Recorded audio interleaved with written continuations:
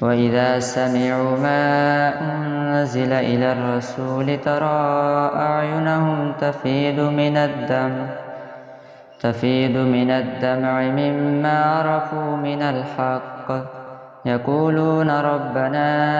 آمنا فاكتبنا مع الشاهدين وما لنا لا نؤمن بالله وما جاءنا من الحق ونطمع أن يدخلنا ربنا مع القوم الصالحين فأثابهم الله بما قالوا جنات تجري من تحتها الأنهار خالدين فيها وذلك جزاء المحسنين والذين كفروا وكذبوا بآياتنا أولئك أصحاب الجحيم يا أيها الذين آمنوا لا تحرموا طيبات ما أحل الله لكم ولا تعتدوا إن الله لا يحب المعتدين وكلوا مما رزقكم الله حلالا طيبا واتقوا الله الذي أنتم به مؤمنون لا يؤاخذكم الله باللغو في أيمانكم ولكن يؤاخذكم بما عقدتم الأيمان فكفارته إطعام 10 مساكين من أوسط ما تطعمون أهليكم أو كسوتهم أو تحرير رقبة فمن لم يجد فصيام 3 أيام ذلك كفارة أيمانكم إذا حلفتم واحفظوا أيمانكم كذلك يبين الله لكم آياته لعلكم تشكرون يا أيها الذين آمنوا إنما الخمر والميسر والأنصاب والأزلام رجس من عمل الشيطان فاجتنبوه لعلكم تفلحون إنما يريد الشيطان أن يوقع بينكم العداوة والبغضاء في الخمر والميسر ويصدكم عن ذكر الله وعن الصلاة فهل أنتم منتهون وأطيعوا الله وأطيعوا الرسول واحذروا فإن توليتم فاعلموا أنما على رسولنا البلاغ المبين ليس على الذين آمنوا وعملوا الصالحات جناح فيما طعموا إذا ما اتقوا وآمنوا وعملوا الصالحات ثم اتقوا وآمنوا ثم اتقوا وأحسنوا والله يحب المحسنين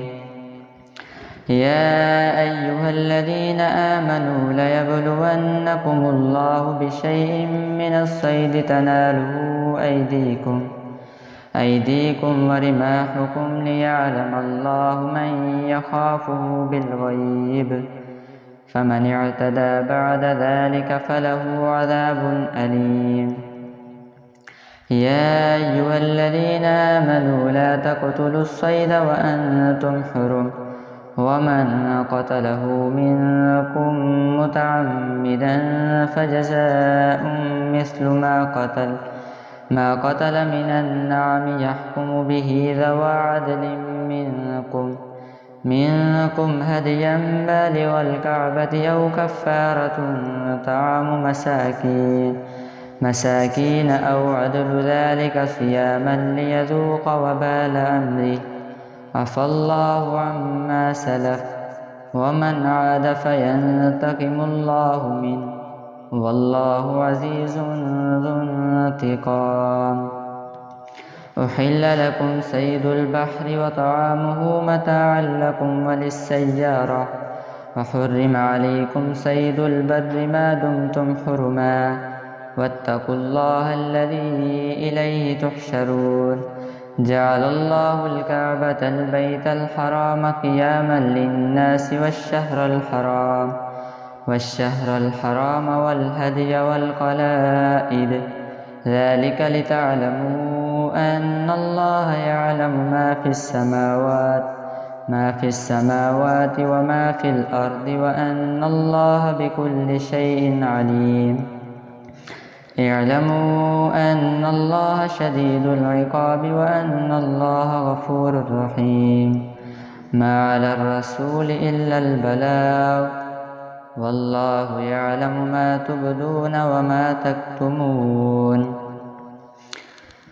والله يعلم ما تبدون وما تكتمون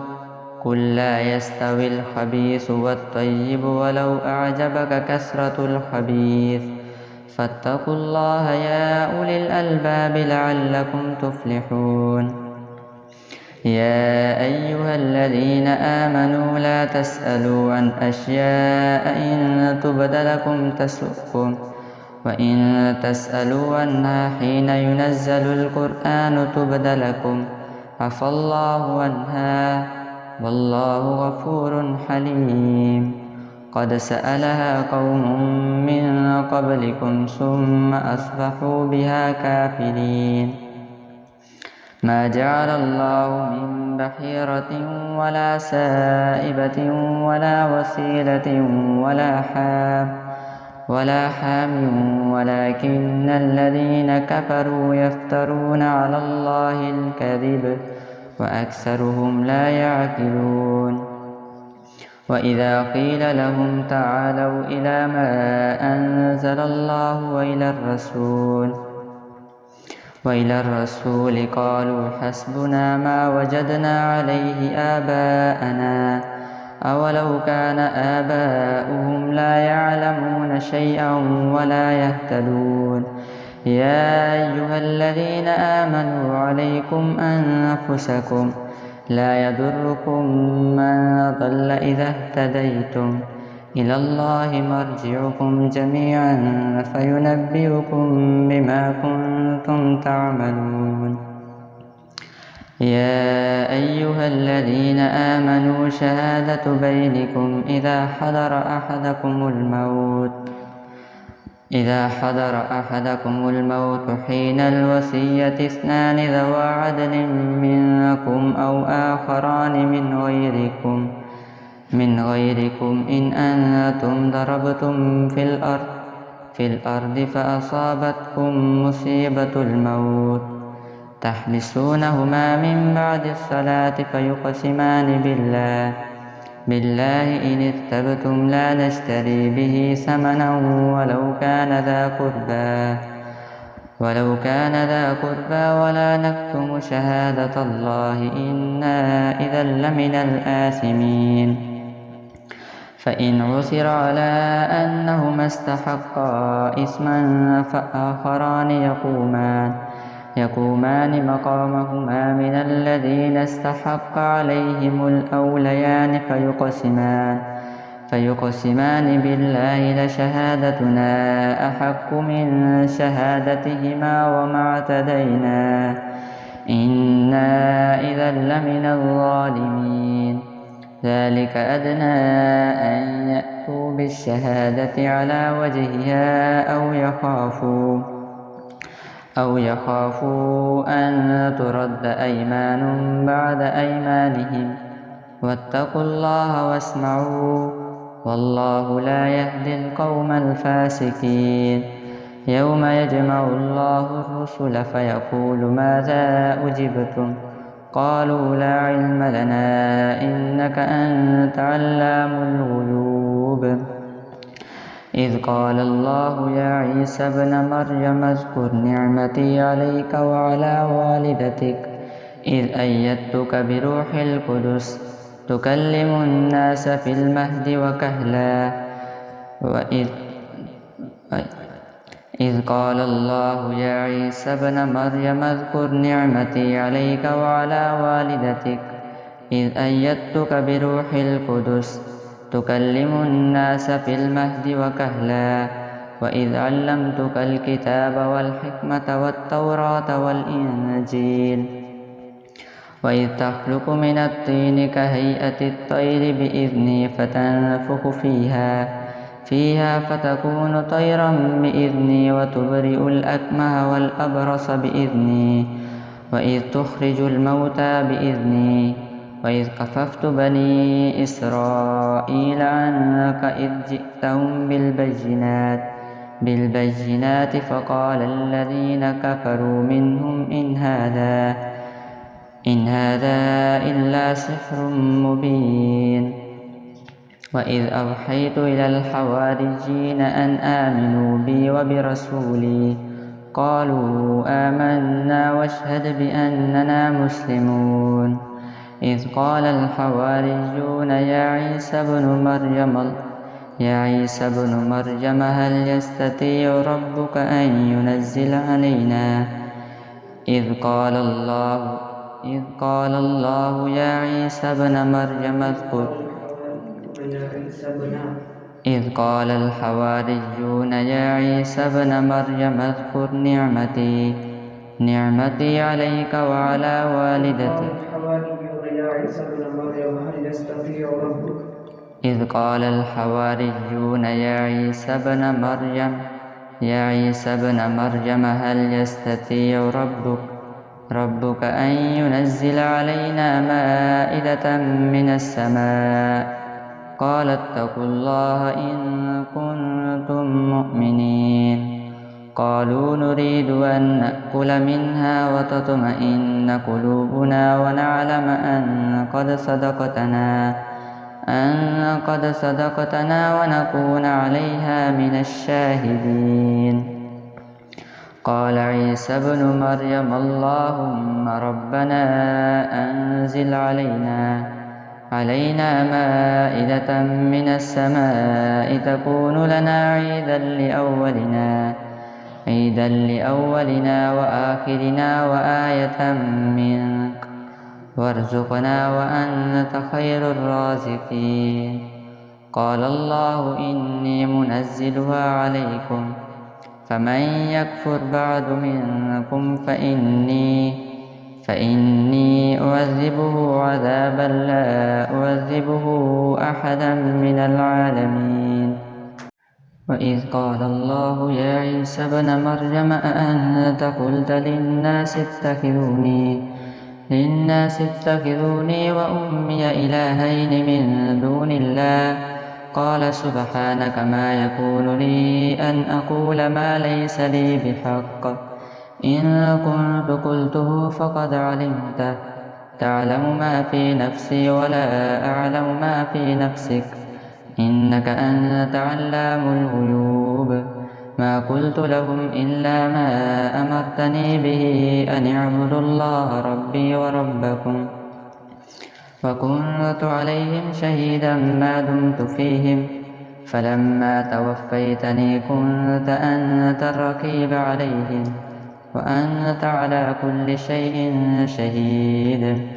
إن تعذبهم فإنهم عبادك وإن تغفر لهم فإنك أنت العزيز الحكيم قال الله هذا يوم ينفع الصادقين صدقهم لهم جنات تجري من تحتها الأنهار خالدين فيها أبدا رضي الله عنهم ورضوا عنه ذلك الفوز العظيم لله ملك السماوات والأرض وما فيهن وهو على كل شيء قدير الحمد لله الذي خلق السماوات والأرض وجعل الظلمات والنور ثم الذين كفروا بربهم يعدلون هو الذي خلقكم من طين ثم قضى أجلا وأجل مسمى عنده ثم أنتم تمترون وهو الله في السماوات وفي الأرض يعلم سركم وجهركم ويعلم ما تكسبون وما تأتيهم من آية من آيات ربهم إلا كانوا عنها معرضين فقد كذبوا بالحق لما جاءهم فسوف يأتيهم أنباء ما كانوا به يستهزئون ألم يروا كم أهلكنا من قبلهم من قرن مكناهم في الأرض ما لم نمكن لكم وأرسلنا السماء عليهم مدرارا وجعلنا الأنهار تجري من تحتهم فأهلكناهم بذنوبهم وأنشأنا من بعدهم قرنا آخرين ولو نزلنا عليك كتابا في قرطاس فلمسوه بأيديهم لقال الذين كفروا إن هذا إلا سحر مبين وقالوا لولا أنزل عليه ملك ولو أنزلنا ملكا لقضي الأمر ثم لا ينظرون ولو جعلناه ملكا لجعلناه رجلا وللبسنا عليهم ما يلبسون ولقد استهزئ برسل من قبلك فحاق بالذين سخروا منهم ما كانوا به يستهزئون قل سيروا في الأرض ثم انظروا كيف كان عاقبة المكذبين قل لمن ما في السماوات والأرض قل لله كتب على نفسه الرحمة ليجمعنكم إلى يوم القيامة لا ريب فيه الذين خسروا أنفسهم فهم لا يؤمنون وله ما سكن في الليل والنهار وهو السميع العليم قل أغير الله أتخذ وليا فاطر السماوات والأرض وهو يطعم ولا يطعم قل إني أمرت أن أكون أول من أسلم ولا تكونن من المشركين قل إني أخاف إن عصيت ربي عذاب يوم عظيم من يصرف عنه يومئذ فقد رحمه وذلك الفوز المبين وإن يمسسك الله بضر فلا كاشف له إلا هو وإن يمسسك بخير فهو على كل شيء قدير وهو القاهر فوق عباده وهو الحكيم الخبير قل أي شيء أكبر شهادة قل الله شهيد بيني وبينكم وأوحي إلي هذا القرآن لأنذركم به ومن بلغ أئنكم لتشهدون أن مع الله آلهة أخرى قل لا أشهد قل إنما هو إله واحد وإنني بريء مما تشركون الذين آتيناهم الكتاب يعرفونه كما يعرفون أبناءهم الذين خسروا أنفسهم فهم لا يؤمنون ومن أظلم ممن افترى على الله كذبا أو كذب بآياته إنه لا يفلح الظالمون ويوم نحشرهم جميعا ثم نقول للذين أشركوا أين شركاؤكم الذين كنتم تزعمون ثم لم تكن فتنتهم إلا أن قالوا والله ربنا ما كنا مشركين انظر كيف كذبوا على أنفسهم وضل عنهم ما كانوا يفترون ومنهم من يستمع إليك وجعلنا على قلوبهم أكنة أن يفقهوه وفي آذانهم وقرا وإن يروا كل آية لا يؤمنوا بها حتى إذا جاءوك يجادلونك يقول الذين كفروا إن هذا إلا أساطير الأولين وهم ينهون عنه وينأون عنه وإن يهلكون إلا أنفسهم وما يشعرون ولو ترى إذ وقفوا على النار فقالوا يا ليتنا نرد ولا نكذب بآيات ربنا ونكون من المؤمنين بل بدا لهم ما كانوا يخفون من قبل ولو ردوا لعادوا لما نهوا عنه وإنهم لكاذبون وقالوا إن هي إلا حياتنا الدنيا وما نحن بمبعوثين ولو ترى إذ وقفوا على ربهم قال أليس هذا بالحق قالوا بلى وربنا قال فذوقوا العذاب بما كنتم تكفرون قد خسر الذين كذبوا بلقاء الله حتى إذا جاءتهم الساعة بغتة قالوا يا حسرتنا على ما فرطنا فيها وهم يحملون أوزارهم على ظهورهم ألا ساء ما يزرون وما الحياة الدنيا إلا لعب ولهو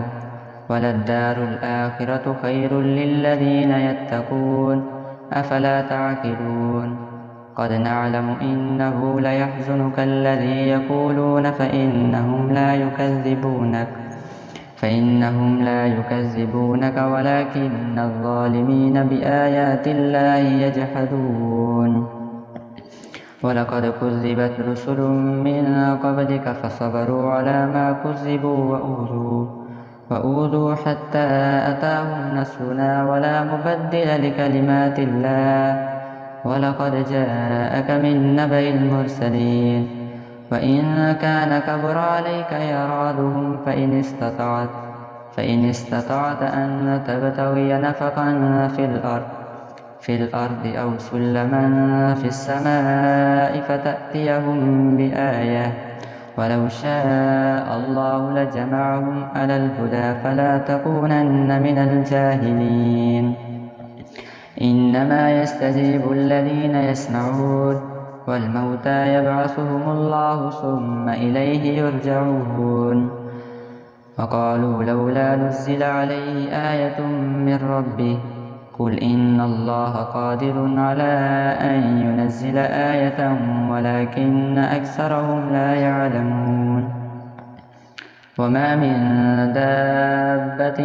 في الأرض ولا طائر يطير بجناحيه إلا أمم أمثالكم ما فرطنا في الكتاب من شيء ثم إلى ربهم يحشرون